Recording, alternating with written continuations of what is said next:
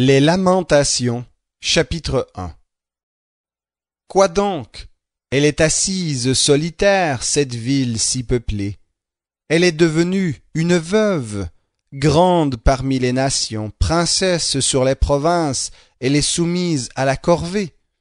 Elle pleure dans la nuit, ses larmes coulent sur ses joues. De tous ceux qui l'aimaient, nul ne la console. Tous ses amis l'ont trahie, ils sont devenus ses ennemis. Juda est déporté, victime d'une humiliation et d'une grande servitude. Elle est assise au milieu des nations et n'y trouve pas de repos. Tous ses persécuteurs l'atteignent au milieu des détresses. Les chemins de Sion sont dans le seuil, car on ne vient plus aux solennités. Toutes ses portes sont en ruine, ses sacrificateurs gémissent, ses vierges sont affligées, et elle-même est dans l'amertume. Ses adversaires ont pris le dessus, ses ennemis sont tranquilles, car l'Éternel l'a affligée à cause de la multitude de ses crimes. Ses enfants sont partis en captivité devant l'adversaire. La fille de Sion a perdu tout son éclat, ses ministres sont devenus comme des cerfs, qui ne trouvent plus de pâture et qui s'en vont privés de force devant le chasseur. Jérusalem se souvient, au jour de son humiliation et de sa vie errante, de tout ce qu'elle avait de précieux. Au jour d'autrefois, quand son peuple est tombé sous la main de l'adversaire sans personne pour la secourir. Ses adversaires l'ont vue, et ils ont ri de sa disparition. Jérusalem a multiplié ses péchés. C'est pourquoi elle est devenue impure. Tous ceux qui la glorifiaient la méprisent. En voyant sa nudité, elle-même gémit et recule. Sa souillure est dans les plis de sa robe. Elle n'a pas songé à son sort final. Sa déchéance a été prodigieuse, et personne ne l'a consolée. Voici mon humiliation, ô Éternel, car l'ennemi triomphe, l'adversaire a étendu la main sur tout ce qu'elle avait de précieux. Elle a vu pénétrer dans son sanctuaire les nations, auxquelles tu avais défendu d'entrer dans ton assemblée. Tout son peuple gémit, ils cherchent du pain, ils ont donné ce qu'ils avaient de précieux pour de la nourriture, afin de ranimer leur vie. Vois, Éternel, regarde comme je suis méprisé. Qu'il n'en soit pas ainsi pour vous tous qui passez votre chemin. Regardez et voyez s'il est une douleur pareille à ma douleur, à celle qu'on m'a fait subir. L'Éternel m'a affligé au jour de son ardente colère. D'en haut, il a lancé dans mes os un feu qui les pénètre. Il a tendu un filet sous mes pieds. Il m'a fait reculer. Il m'a rendu désolée et souffrante tout le jour. Sa main a lié le joug de mes crimes. Ils se sont entrelacés. Ils me sont montés à la gorge. Il a ébranlé ma force. Le Seigneur m'a livré à des mains contre lesquelles je ne puis tenir. Le Seigneur a repoussé tous mes guerriers que j'avais avec moi. Il a convoqué une assemblée solennelle à mon sujet pour briser mes jeunes hommes. Le Seigneur a foulé au pressoir la vierge fille de Juda. C'est sur eux que je pleure. Mes yeux fondent en larmes, car il s'est éloigné de moi le consolateur, qui ranimait ma vie. Mes fils sont désolés, parce que l'ennemi a été le plus fort. Sion a étendu les mains, et personne ne l'a consolé. L'Éternel a donné des ordres contre Jacob, à ses adversaires d'alentour. Jérusalem est devenue impure au milieu d'eux. C'est l'Éternel qui est juste, car j'ai été rebelle à ses ordres. Écoutez, vous tous les peuples, et voyez ma douleur. Mes vierges et mes jeunes hommes sont allés en captivité. J'ai appelé ceux qui m'aimaient, et ils m'ont trompé. Mes sacrificateurs et mes anciens ont expiré dans la ville. Ils cherchaient pour eux de la nourriture afin de ranimer leur vie. Éternel, vois ma détresse. Mes entrailles bouillonnent, mon cœur est bouleversé au-dedans de moi, car j'ai vraiment été rebelle. Au dehors, l'épée a fait ses ravages, au dedans, elle a été comme la mort même. On a entendu que je gémissais, mais personne ne m'a consolé. Tous mes ennemis ont appris mon malheur, ils se sont égayés de ce que tu l'as causé. Tu as fait venir le jour que tu avais annoncé. Qu'ils deviennent comme moi, que toute leur méchanceté vienne devant toi, et traite-les comme tu m'as traité, à cause de tous mes crimes. Car nombreux sont mes gémissements, et mon cœur est souffrant. Les Lamentations, chapitre 2. Quoi donc? Le Seigneur, dans sa colère, a couvert de nuages la fille de Sion. Il a précipité du ciel sur la terre la splendeur d'Israël. Il ne s'est pas souvenu de son marchepied au jour de sa colère. Le Seigneur a englouti sans ménagement toutes les demeures de Jacob. Il a, dans sa fureur, abattu les forteresses de la fille de Juda. Il les a jetées à terre. Il a profané le royaume et ses princes. Il a, dans son ardente colère, abattu toute la force d'Israël. Il a retiré sa droite en arrière, en présence de l'ennemi. Il a allumé en Jacob comme un feu brûlant, qui dévore de tous côtés. Il a tendu son arc comme un ennemi. Sa droite s'est dressée comme celle d'un adversaire. Il a tué tout ce qui charmait les yeux. Il a répandu sa fureur comme le feu sur la tente de la fille de Sion. Le Seigneur est devenu comme un ennemi. Il a englouti Israël. Il a englouti tous ses donjons. Il a détruit ses forteresses. Il a multiplié chez la fille de Juda plaintes et gémissements. Il a forcé sa clôture comme celle d'un jardin. Il a détruit le lieu de son assemblée. L'Éternel a fait oublier en Sion assemblée solennelle et sabbat, et dans l'indignation de sa colère il a livré aux outrages rois et sacrificateurs. Le Seigneur a rejeté son autel, dédaigné son sanctuaire. Il a livré entre les mains de l'ennemi les murailles des donjons de Sion. Des appels ont retenti dans la maison de l'Éternel, comme en un jour de solennité. L'Éternel a résolu de détruire la muraille de la fille de Sion. Il a tendu le cordeau, il n'a pas retiré sa main sans les avoir engloutis. Il a mis en deuil remparts et murailles, l'un et l'autre délabrés. Ses portes se sont enfoncées dans la terre. Il en a détruit, rompu les verrous. Son roi et ses ministres sont parmi les nations. Il n'y a plus de loi. Même ses prophètes n'obtiennent plus de vision de la part de l'Éternel. Les anciens de la fille de Sion sont assis en arrière. Ils restent muets. Ils ont jeté de la poussière sur leur tête. Ils se sont revêtus de sacs. Les vierges de Jérusalem baissent la tête vers la terre. Mes yeux se consument dans les larmes, mes entrailles bouillonnent, ma bile se répand sur la terre, à cause du désastre de la fille de mon peuple, parce que des enfants et des nourrissons défaillent sur les places de la cité. Ils disaient à leur mère, où trouver du blé et du vin? Et ils défaillaient comme des blessés sur les places de la ville. Ils rendaient leur dernier souffle sur le sein de leur mère. Que te dirais-je encore? Qui serait pour moi ton égal, et quelle consolation te donner, vierge fille de Sion?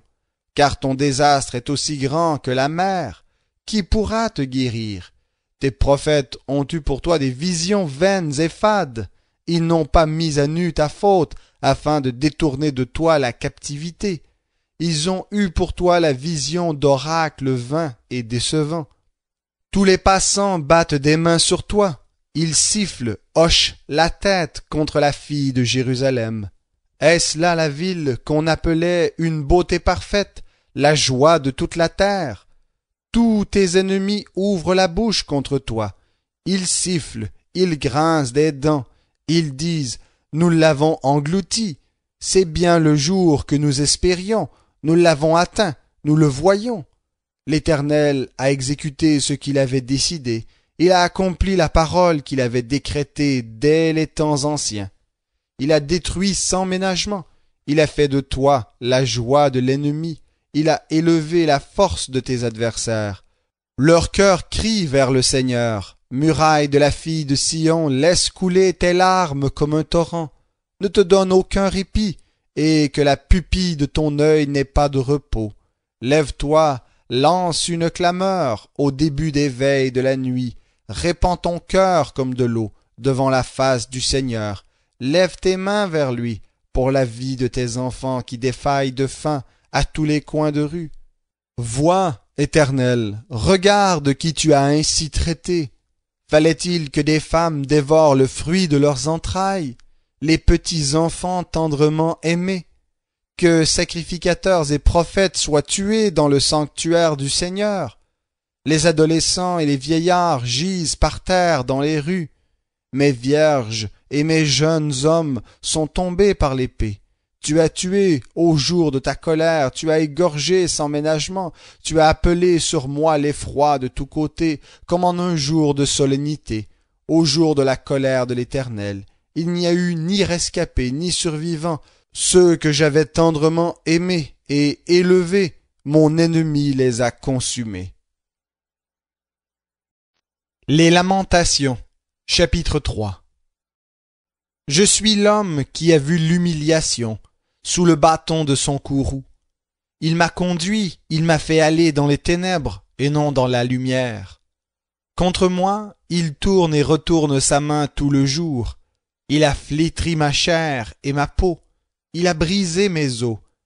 Il a bâti des retranchements contre moi. Il m'a environné d'amertume et de lassitude. Il me fait habiter dans les ténèbres comme ceux qui sont morts dès longtemps. Il m'a emmuré pour que je ne sorte pas. Il a fait peser des chaînes sur moi. J'ai beau crier et appeler au secours, il ferme tout accès à ma prière. Il a muré mon chemin avec des pierres de taille. Il a fait dévier mes sentiers. Il a été pour moi un ours en embuscade, un lion dans un lieu caché. Il a détourné mes pas, il m'a déchiré, il m'a mis dans la désolation. Il a tendu son arc et m'a placé comme une cible pour sa flèche. Il a fait entrer dans mes reins les traits de son carquois. Je suis devenu la risée de tout mon peuple, tout le jour, l'objet de leurs chansons. Il m'a rassasié d'herbes amères, il m'a abreuvé d'absinthe, il m'a fait casser les dents sur du gravier, il m'a enfoui dans la cendre. Tu m'as rejeté loin de la paix. J'ai oublié ce qu'est le bonheur, et j'ai dit, elle est perdue, ma confiance, mon espérance en l'Éternel. Souviens-toi de mon humiliation et de ma vie errante, de l'absinthe et du poison. Mon âme s'en souvient bien, elle est abattue au-dedans de moi. Voici ce que je veux repasser en mon cœur, ce pourquoi j'espère, c'est que la bienveillance de l'Éternel n'est pas épuisée, et que ses compassions ne sont pas à leur terme. Elles se renouvellent chaque matin. Grande est ta fidélité. L'Éternel est mon partage, dit mon âme. C'est pourquoi je veux m'attendre à lui. L'Éternel est bon pour qui espère en lui, pour celui qui le cherche. Il est bon d'attendre en silence le salut de l'Éternel. Il est bon pour l'homme de porter le joug dans sa jeunesse, qu'il s'assoie solitaire et silencieux, car c'est ce qui lui est imposé. Qu'il mette sa bouche dans la poussière, peut-être y a-t-il de l'espoir. Qu'il tende la joue à celui qui le frappe, qu'il se rassasie de déshonneur, car le Seigneur ne rejette pas à toujours. Mais lorsqu'il afflige, il a compassion selon sa grande bienveillance. Car ce n'est pas volontiers qu'il humilie et qu'il afflige les fils d'hommes. Quand on foule aux pieds tous les prisonniers d'un pays, quand on fait dévier le droit humain à la face du Très-Haut, quand on fait tort à l'homme dans son procès, le Seigneur ne le voit-il pas? Qui est celui qui a dit « et cela fut » ? Le Seigneur n'est-il pas celui qui commande? N'est-ce pas de la bouche du Très-Haut que sortent les maux et les biens?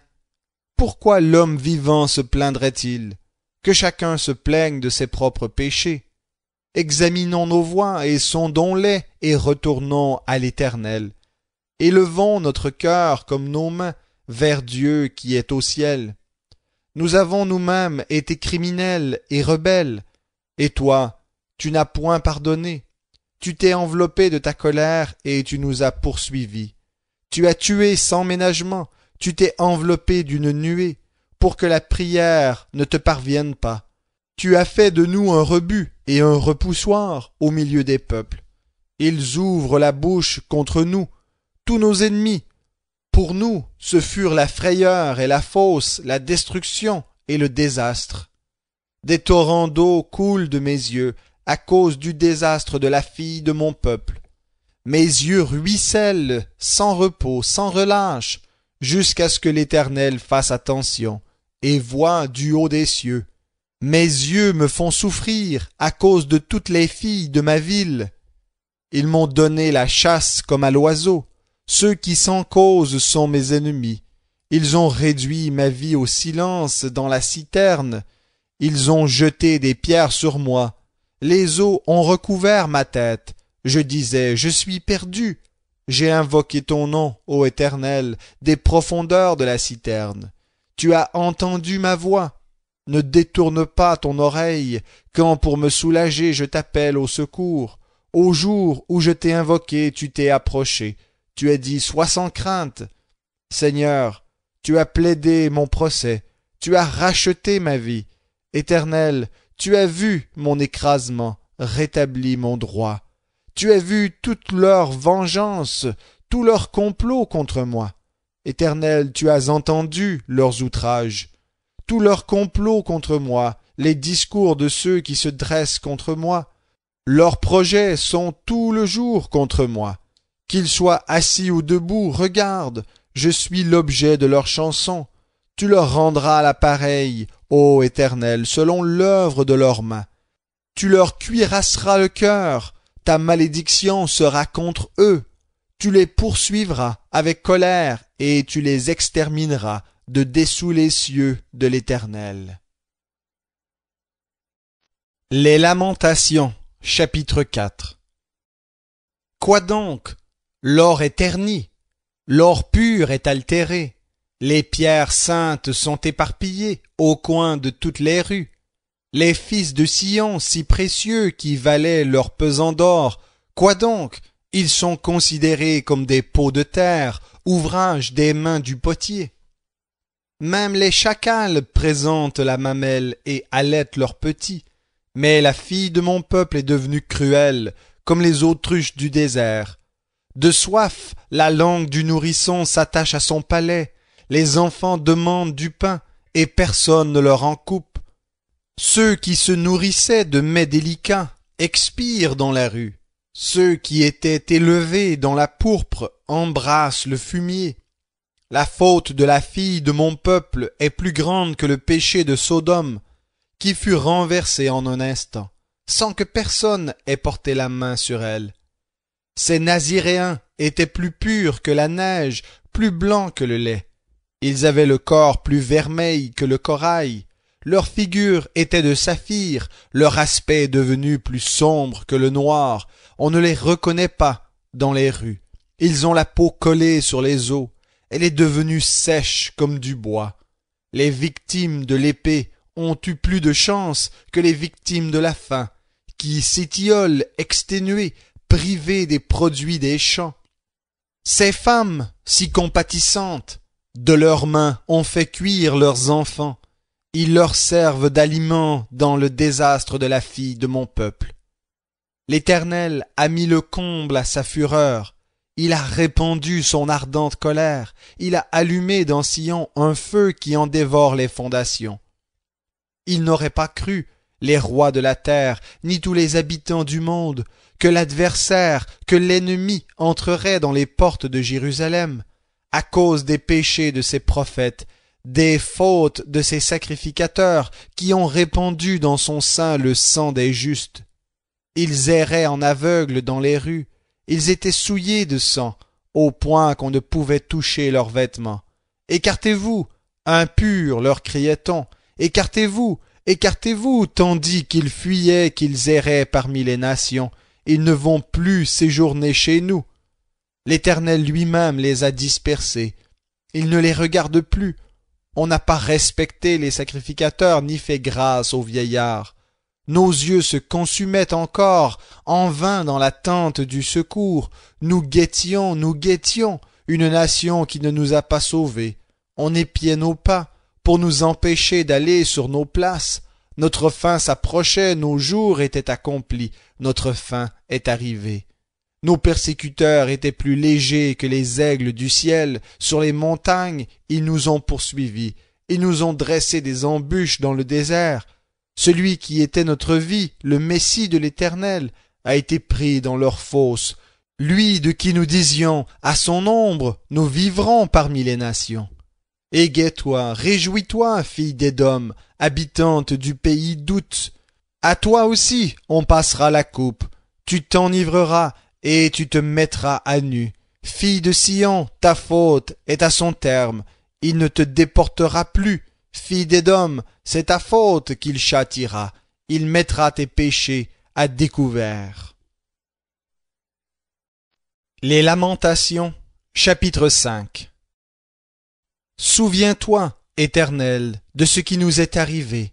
Regarde, vois notre déshonneur. Notre héritage a été transféré à des étrangers, nos maisons à des inconnus. Nous sommes devenus orphelins, sans père. Nos mères sont comme des veuves. Nous buvons notre eau à prix d'argent. Notre bois nous arrive contre paiement. Nous avons nos persécuteurs sur le dos. Nous sommes épuisés. On ne nous laisse pas de repos. Nous avons tendu la main vers l'Égypte, vers la Syrie pour nous rassasier de pain. Nos pères ont péché, mais ils ne sont plus, et c'est nous qui portons le fardeau de leurs fautes. Des esclaves dominent sur nous, et personne ne nous retire de leurs mains. Au péril de notre vie, nous rapportons notre pain, affrontant l'épée du désert.